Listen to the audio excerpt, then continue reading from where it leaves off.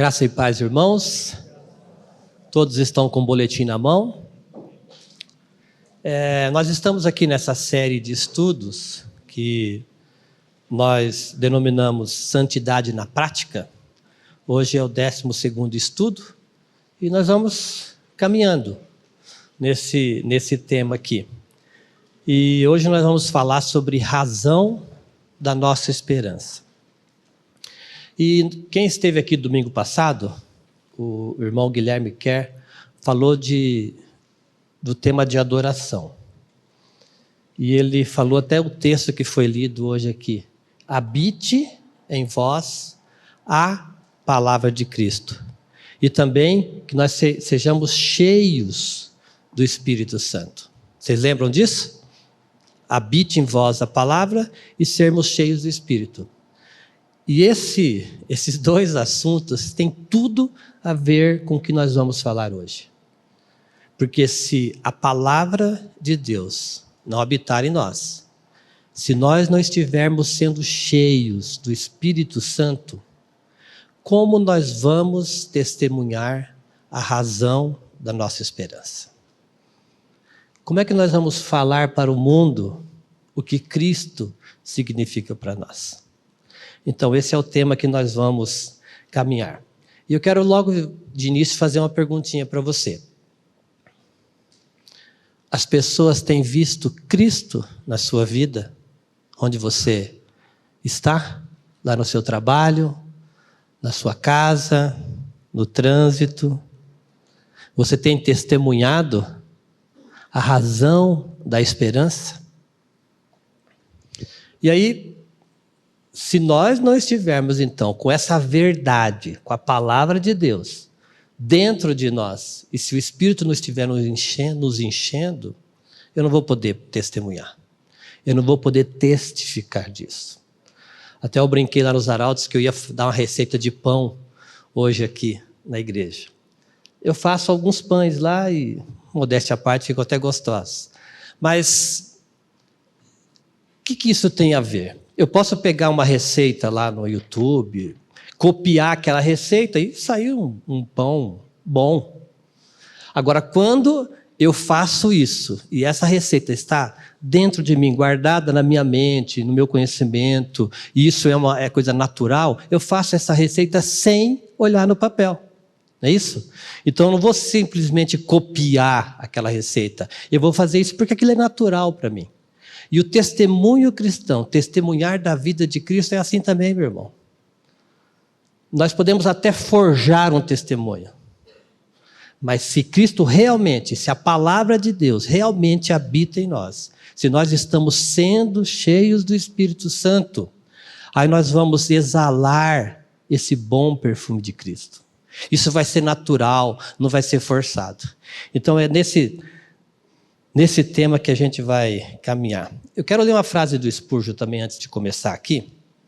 Ele diz assim: se o seu coração foi regenerado, se você odiar as coisas que antes amava e amar as coisas que antes odiava, se houve um arrependimento real, se houve uma mudança em sua mente, se você nasceu de novo, então você tem motivos para se alegrar.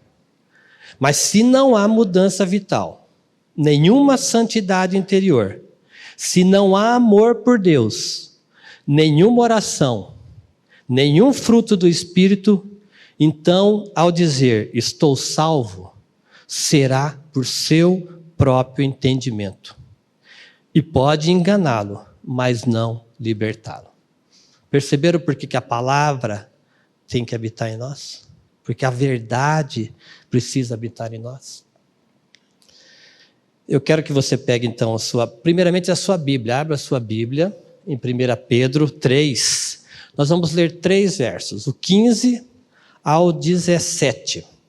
Antes, santificai a Cristo como Senhor em vosso coração, estando sempre preparados para responder a todo aquele que vos pedir razão da esperança que há em vós, fazendo-o todavia com mansidão e temor, com boa consciência, de modo que, naquilo que lhe faltam, fiquem envergonhados os que difamam o vosso bom procedimento em Cristo.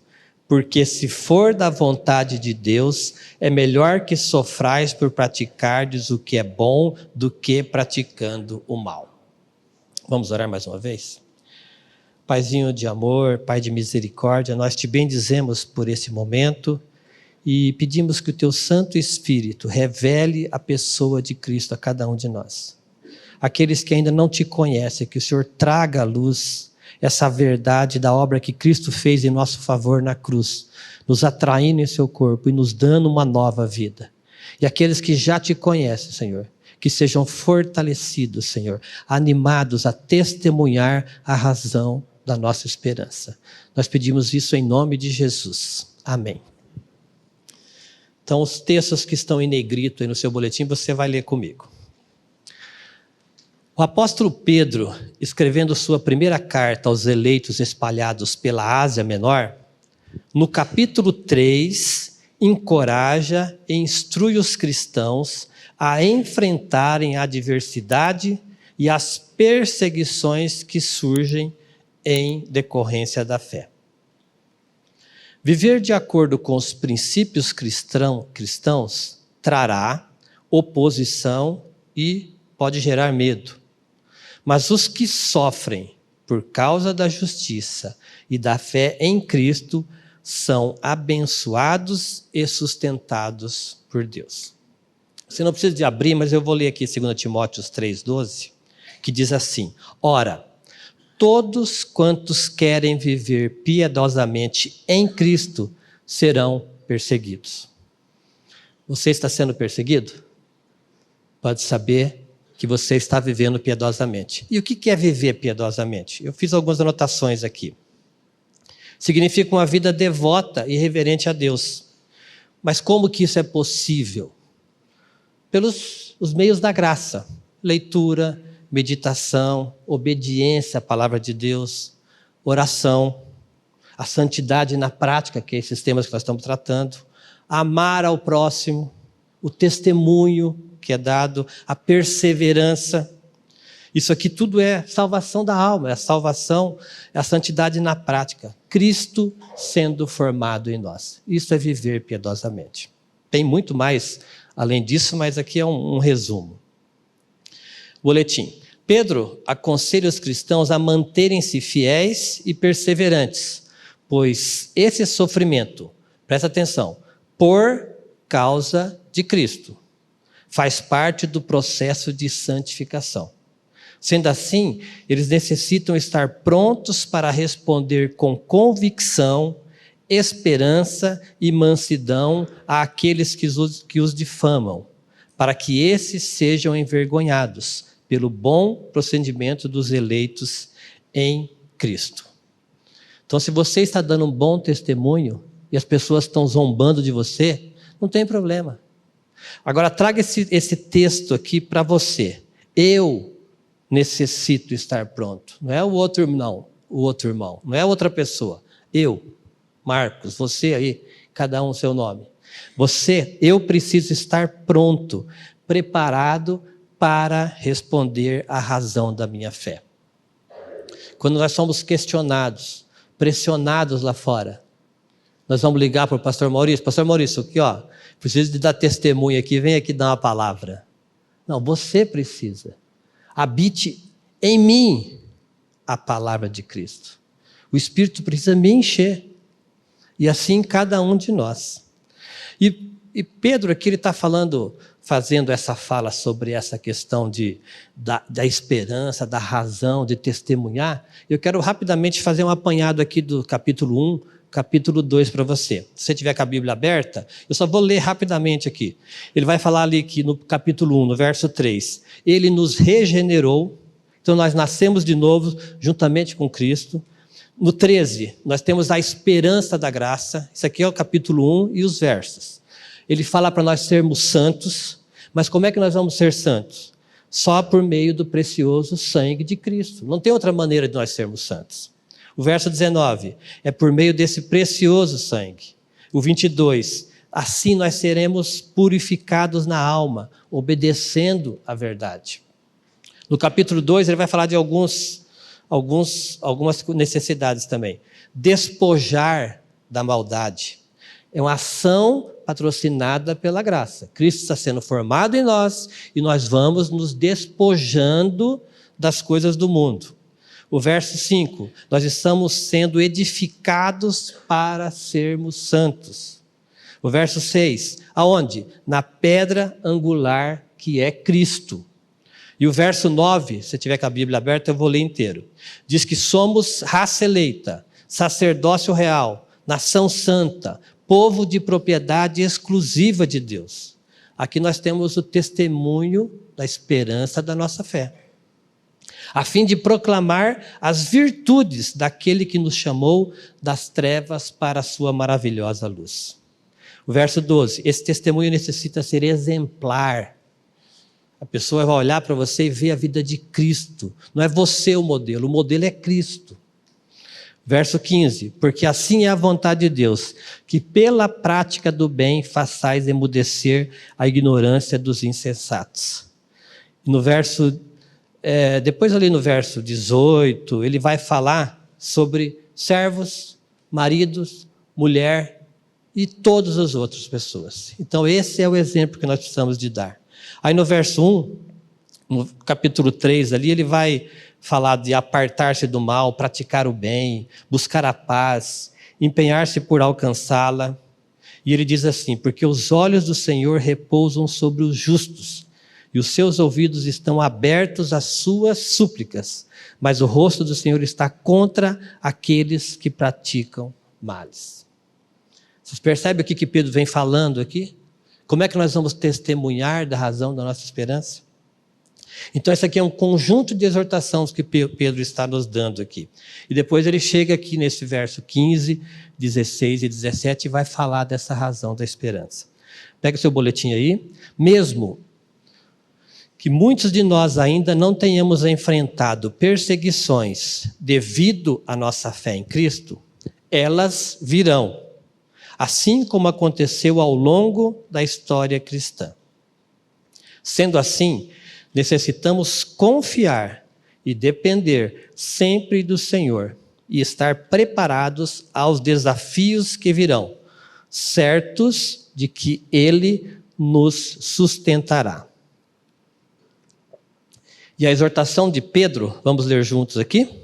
Antes, santificai a Cristo como Senhor em vosso coração. Então, irmão, existe uma diferença entre você ser perseguido, sofrer perseguições ou outras questões por causa de Cristo, ou você está passando por aflições, por problemas, causado por algumas escolhas erradas. Então, se é por causa de Cristo, Ele vai nos sustentar, Ele vai nos manter, mas Ele também pode usar mesmo as nossas escolhas erradas, mesmo as nossas decisões equivocadas, para tratar conosco. Lembra do texto de Romanos? Deus faz com que todas as coisas cooperem para o bem daqueles que amam a Ele, daqueles que foram chamados segundo o seu propósito. Então, mesmo nas nossas escolhas erradas, Deus pode tratar conosco. Mas aqui Pedro está falando especificamente sobre as perseguições por causa de Cristo. E eu tenho certeza que a maioria de nós ainda não sabe o que é isso. Alguns têm sofrido, algumas questões ali nas escolas e tudo mais, mas ainda nós não chegamos ao ponto de sermos perseguidos. Por isso que nós precisamos de estar preparados. Precisamos da palavra, meu irmão. Investir tempo na palavra, na meditação, na comunhão com os santos, porque esse aqui é um tempo precioso. E isso pode acabar a qualquer momento. Se o governo baixar um decreto aí que nós não podemos mais nos reunir como igreja, como é que vai ser? Nós não podemos mais vir na reunião de oração. Se nós tivermos que entregar as nossas Bíblias para ser queimadas, porque isso já aconteceu no passado. O que nós vamos fazer, meu irmão?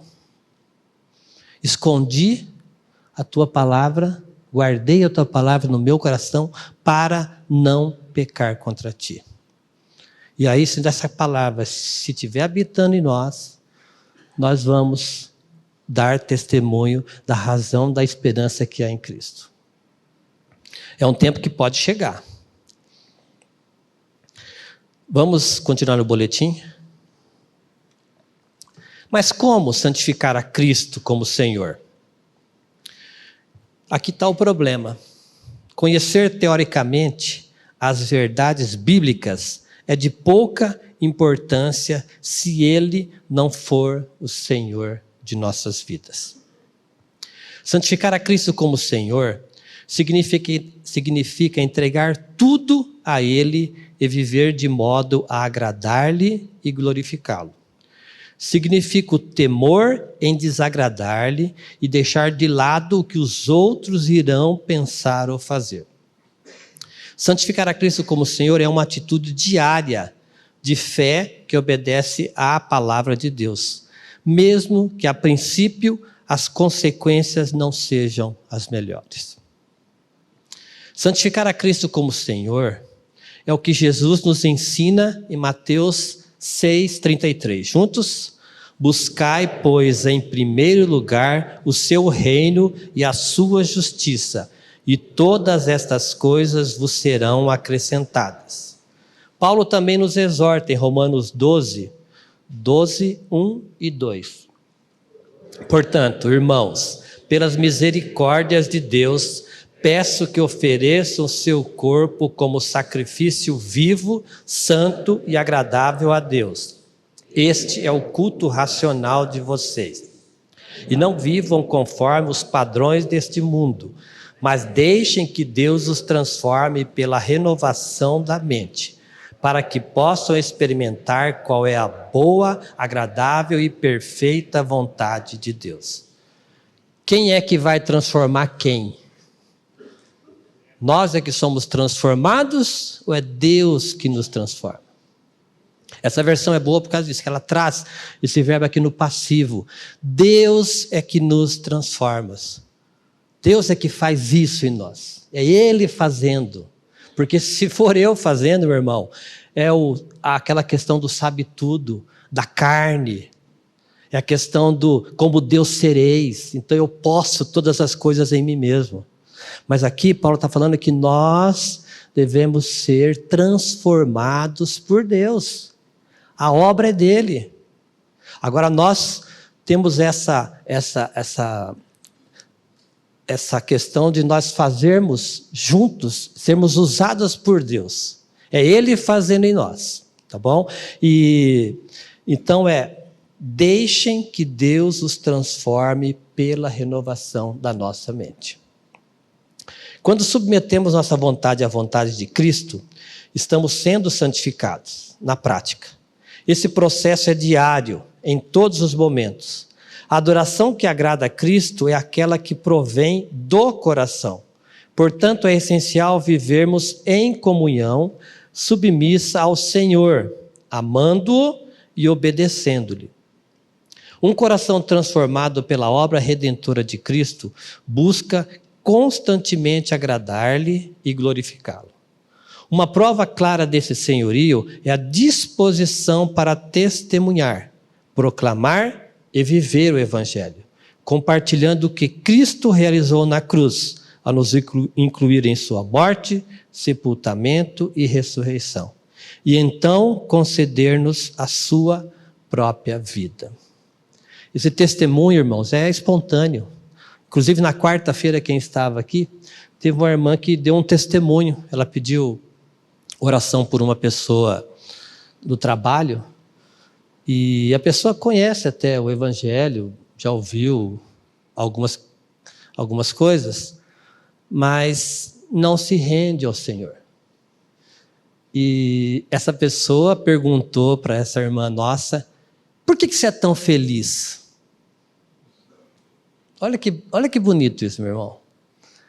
O testemunho dela está incomodando a pessoa. Por que você é tão feliz? Alguém já perguntou para você por que você é diferente?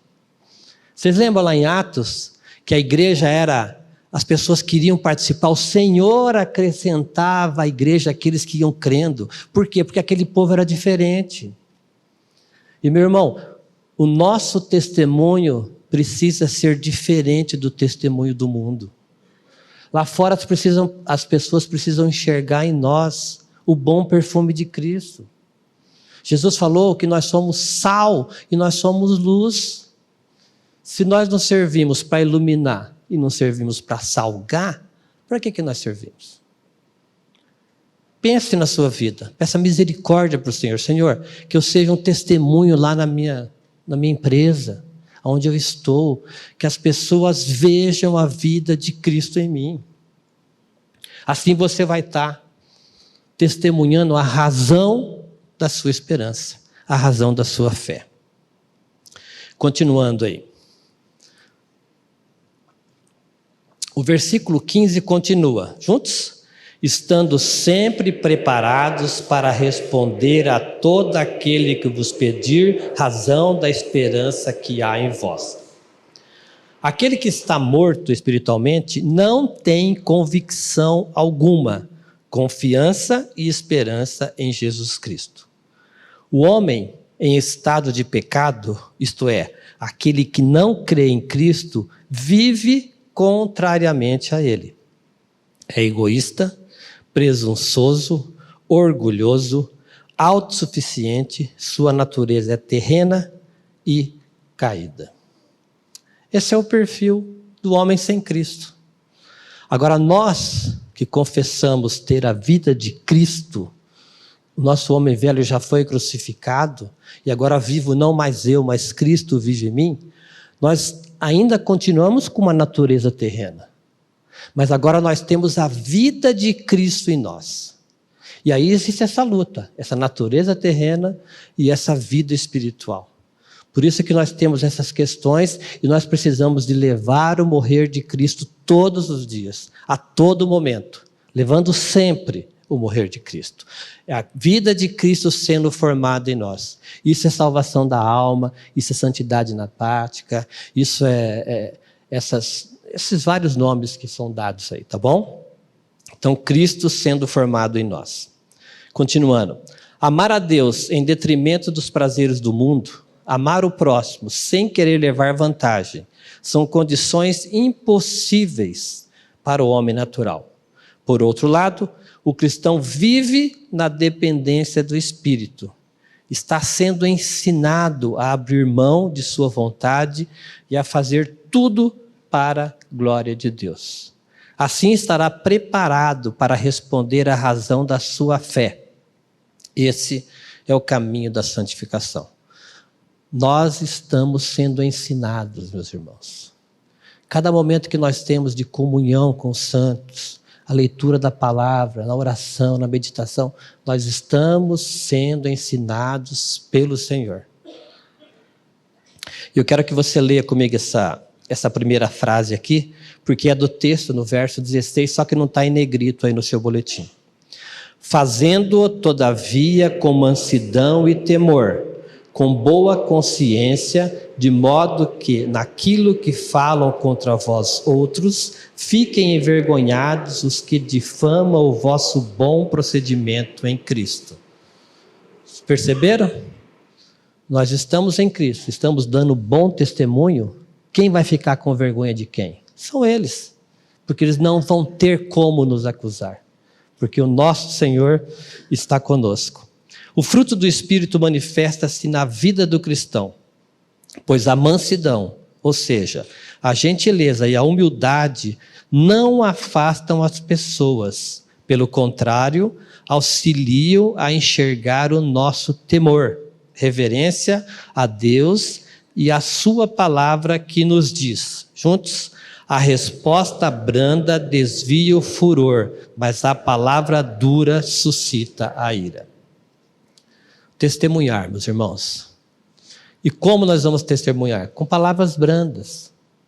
A gente precisa de aprender. Eu preciso de aprender muita coisa sobre essa questão, que às vezes eu sou um pouco duro.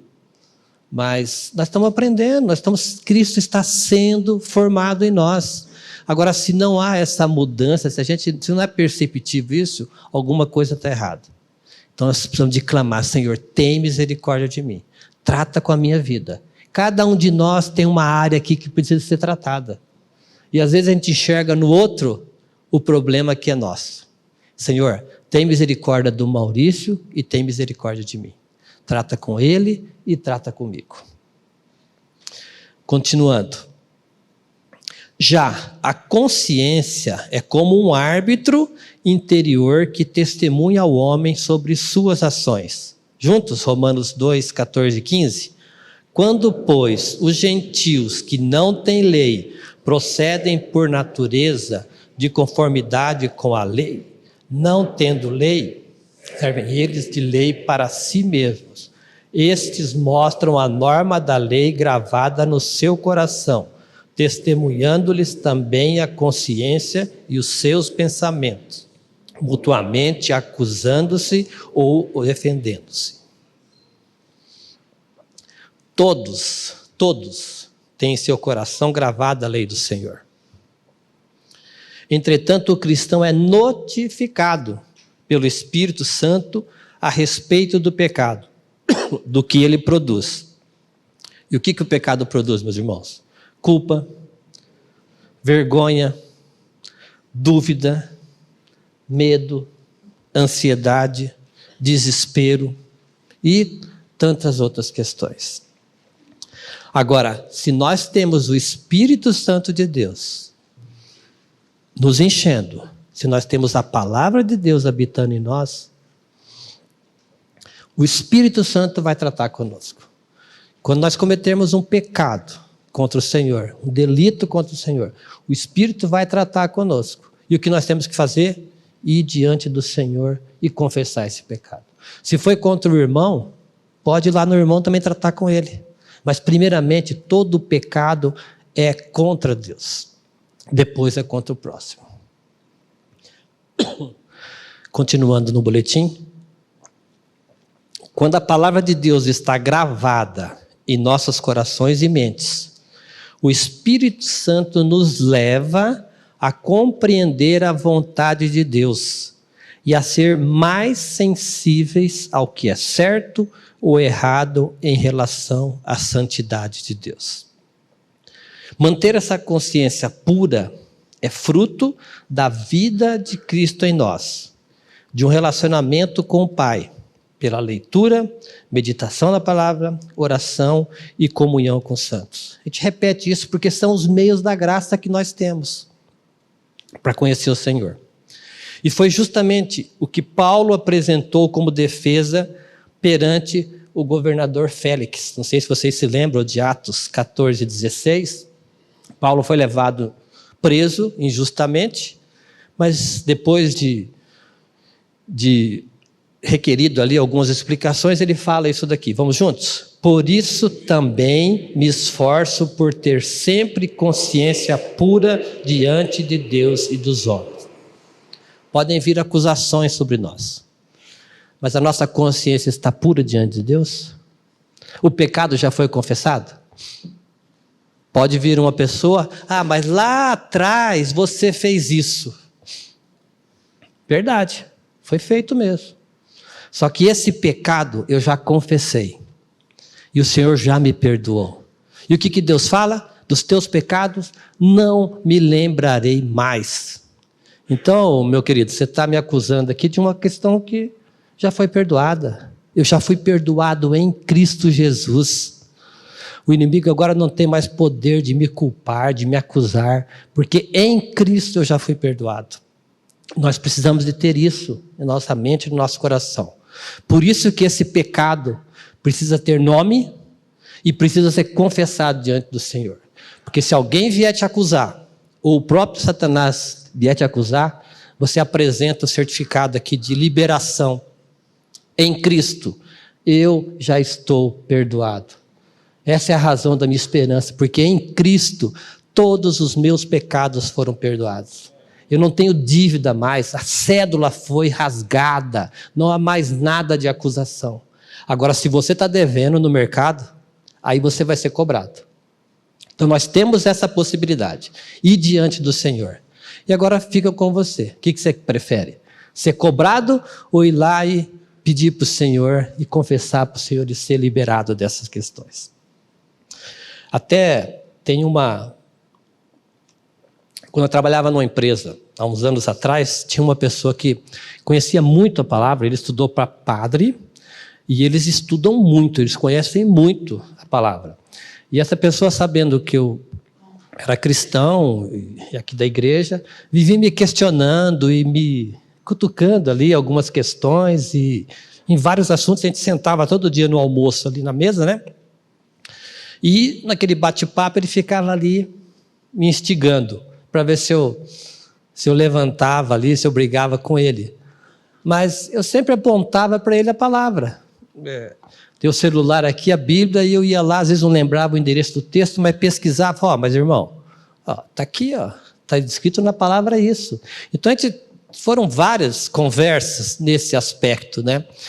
E depois de muito tempo, ele chegou e disse assim, ô Peixoto, eu gosto de conversar com você, porque você não quer me convencer acerca da palavra de Deus. Você simplesmente fala a palavra. E, meu irmão, o que eu quero dizer com isso? Testemunhar a razão da nossa esperança não é você querer convencer o seu colega de trabalho, sua esposa, seu pai, seu familiar. Não, é você apresentar a palavra. O poder de convencimento do homem está no Espírito Santo. Cada um de nós tem que testemunhar. A palavra diz isso. Mas está assim. É simplesmente isso. Quem vai convencer as pessoas é o Espírito Santo. A nós cabe apenas testemunhar. Continuando no boletim. Uma boa consciência ajuda o cristão em tempos de tribulação. Fortalece sua coragem, pois ele sabe que sua vida está em ordem para com Deus. Traz paz ao coração, pois com a paz interior é possível enfrentar as batalhas exteriores. Você tem batalhas exteriores aí, meu irmão? Quem não tem batalha exterior, ele levanta a mão. Agora, se nós temos a palavra de Deus habitando em nós, o Espírito de Deus nos enchendo, nós vamos passar por essas tribulações, passar por essas aflições. Então, essa boa consciência livra-nos do medo do que os outros talvez saibam a nosso respeito, pois estamos justificados diante de Deus e diante dos homens. O salmista nos lembra sobre essa boa consciência. Vamos ler juntos Salmo 118, 6. O Senhor está comigo, não temerei. Que me poderá fazer o homem? Então, meu irmão, quando você estiver angustiado, quando você estiver aí sendo acusado injustamente, sabe o que você vai fazer? Ir para a palavra. Olha esse salmo aqui, vamos ler de novo? O Senhor está comigo, não temerei. Que me poderá fazer o homem? Essa é a razão da nossa esperança, meus irmãos. A pessoa de Cristo, o Senhor. A nova vida em Cristo não tem mais prazer no pecado. Depois você lá leia 1 João 3,9. Entretanto, quando um delito é cometido contra o Senhor, prontamente essa pessoa é constrangida pelo Espírito a confessá-lo. A confissão do pecado traz perdão e consciência limpa. Assim o inimigo perde a força de suas acusações, pois o pecado confessado a Cristo é totalmente cancelado. João trata desse assunto em sua primeira carta. Vamos ler juntos, 1 João 1,9. Se confessarmos os nossos pecados, Ele é fiel e justo para nos perdoar os pecados e nos purificar de toda injustiça. Ele é fiel e justo para nos perdoar os pecados. Então, se vier acusando você, eu já fui perdoado em Cristo Jesus. No verso 17, vamos ler juntos? Porque se for da vontade de Deus, é melhor que sofrais por praticardes o que é bom do que praticando o mal. Aqui o apóstolo Pedro nos encoraja a ser perseverantes, pois Cristo sofreu injustamente. E meus irmãos, se Cristo sofreu injustamente, se os apóstolos, se os profetas sofreram injustamente, Quem é você na fila do pão? Quem sou eu para não sofrer injustiça, aflições, problemas, acusações, mesmo que falsas? Vamos ler juntos aqui 1 Pedro 2, 23 e 24. Pois ele, quando ultrajado, não revidava com ultraje. Quando maltratado, não fazia ameaças, mas entregava-se àquele que julga retamente, carregando ele mesmo em seu corpo, sobre o madeiro, os nossos pecados, para que nós, mortos para os pecados, vivamos para a justiça. Por suas chagas somos sarados. Porque estáveis desgarrados como ovelhas, agora, porém, vos convertestes ao pastor e bispo das vossas almas. O sofrimento de Cristo não foi em vão. O seu sofrimento não é em vão. Essa semana, inclusive, conversando com o irmão, e ele falando de algumas questões. Meus irmãos, Deus faz com que todas as coisas cooperem. E esses sofrimentos, eles servem para nos fortalecer e também para que nós possamos depois ser testemunha para outro irmão. Como é que você vai falar para um irmão sobre um determinado assunto se você não sabe o que é aquilo? Se você nunca passou por isso? Como é que você vai falar? Como é que você vai ter misericórdia dessa pessoa se você não sabe o que é isso? Por isso que Cristo padeceu por nós. Ele sabe, ele era verdadeiramente homem. Ele sofreu todas as humilhações por nossa causa. Então, se você está sendo humilhado, olha para Cristo. Olha o que ele sofreu na cruz. Pega Isaías 53, lê lá. Você vai ver o que ele sofreu por causa de você e por causa de mim. Ele levou sobre si o sofrimento de Cristo, não foi em vão. Ele levou sobre si o pecado de todos aqueles que foram dados a ele pelo Pai, confirmando a promessa que havia feito a seus discípulos. João 6,37. Todo aquele que o Pai me dá, esse virá a mim, e o que vem a mim, de modo nenhum lançarei fora. Mas como responder ao mundo mal a razão da nossa esperança? Vivendo e testemunhando a vida de Cristo que está sendo formada em nós. Ele começou a boa obra e vai completá-la até a sua volta. É melhor sofrer por fazer o bem ao invés do mal. Foi precisamente isso que Cristo sofreu. Você se lembra de Daniel, da Bíblia?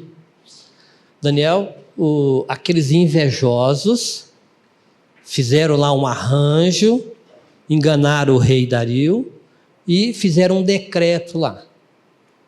E aí, Daniel, sabendo que ele poderia ser preso, poderia inclusive ser morto, se ele não obedecesse o decreto do rei, o que ele fez? Ele testemunhou a razão da sua esperança. Como?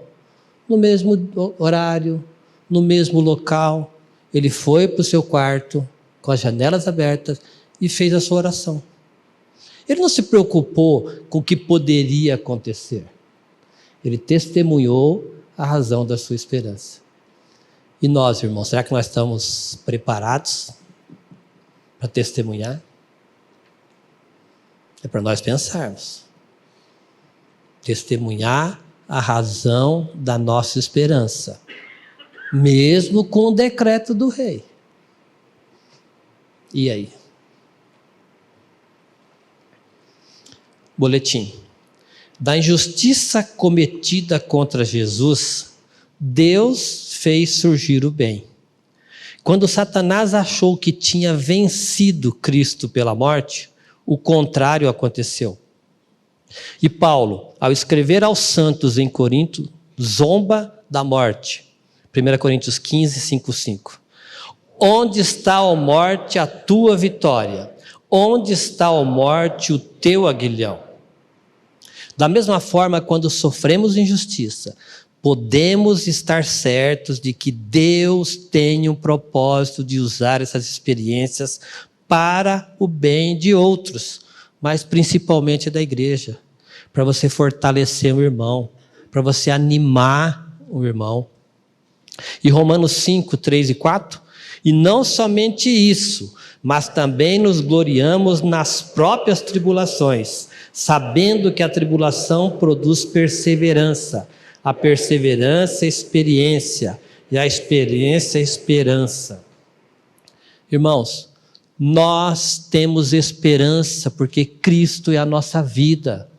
O mundo aí fora não tem esperança, porque a esperança deles está em coisas, está em ouro, em prata, em dinheiro, em dólar, em bens, mas a nossa esperança está no céu, o nosso reino é no céu. O nosso Senhor Jesus Cristo está preparando a igreja para a sua volta. Essa é a nossa esperança, meu irmão. E até essa semana, esses dias atrás, eu estava conversando com a minha filha, a Thalita. Ela está com 17 anos e o ano que vem vai para a faculdade. Alguns filhos, né? Nós estamos aqui, o grupo de pais. Essa turminha aí vai para a faculdade. E aí? Eles vão chegar na faculdade, uma faculdade, né, Rebeca? Faculdade de todos santos, aqueles jovens maravilhosos que louvam a Deus, que se reúnem para orar, que cantam louvores ao Senhor, se vestem decentemente, né? Na hora do intervalo pegam a Bíblia para ler, né? Que bênção que seria uma universidade assim. Mas não é isso, né, meu irmão? Infelizmente não é assim. Então nós estamos conversando com ela, que ela precisa estar preparada, porque vai ser provada a razão da fé dela. E de vocês, jovens, vai ser provada a razão da sua esperança. E os que já estão na faculdade, está sendo provado. E o que nós vamos fazer? Aonde é que nós vamos nos apegar? A palavra habitando em nós, o Espírito Santo enchendo a nossa vida. Aí sim nós poderemos estar firmes. Aí sim vocês jovens vão poder estar firmes para testemunhar lá na faculdade, naquele local complicado, a razão da nossa esperança. Perseverantes em Cristo Jesus. O apóstolo Paulo escreveu aos Gálatas, em capítulo 5, verso 25, se vivemos no Espírito, andemos também no Espírito. Todo cristão enfrenta crises e é tentado a ceder aos medos e a tomar decisões erradas. Mas, santificando a Cristo como Senhor no coração, jamais será necessário temer os homens, as circunstâncias e mesmo o próprio Satanás. O inimigo pode nos ferir, mas não pode nos destruir. Fracassamos quando deixamos de confiar plenamente no Senhor. Por isso Pedro nos exorta a permanecer firmes na esperança. E Paulo, semelhantemente, nos exorta a andarmos no Espírito. Quando Jesus Cristo é o Senhor de nossas vidas, cada crise, cada provação, cada aflição, tornam-se oportunidades para testemunharmos e defendermos a nossa fé. O termo apologia vem da palavra grega traduzida por resposta e significa uma defesa apresentada em um tribunal. A apologética é a defesa positiva do evangelho, ou seja, pela proclamação em amor. O que nós estamos tratando aqui hoje, eu não quis usar esse termo lá no começo, mas é apologética, a defesa da sua fé, a razão da esperança da sua fé. Qual é a razão da sua esperança, meu irmão? Cristo. A razão da nossa esperança é a pessoa de Cristo. Se alguém perguntar alguma coisa, não adianta eu simplesmente falar um texto bíblico para ela, se isso não for verdade para mim. Eu preciso de ter internalizado isso. Por isso que é Cristo habitando em nós. É Cristo sendo a nossa vida. E é de fé em fé, é de glória em glória, é dia a dia, é levando o morrer de Cristo todos os dias. Cristo sendo formado em nós. Aí nós vamos responder a razão da esperança da nossa fé. Não apenas com conhecimento teórico, mas por ser verdade aquilo que nós vivemos. E eu quero, antes de terminar, Bom, mas leia esse parágrafo. Que a razão da esperança que há em nós está na pessoa de Jesus Cristo e, consequentemente, na certeza pela fé da nossa união com Ele em sua morte, sepultamento e ressurreição.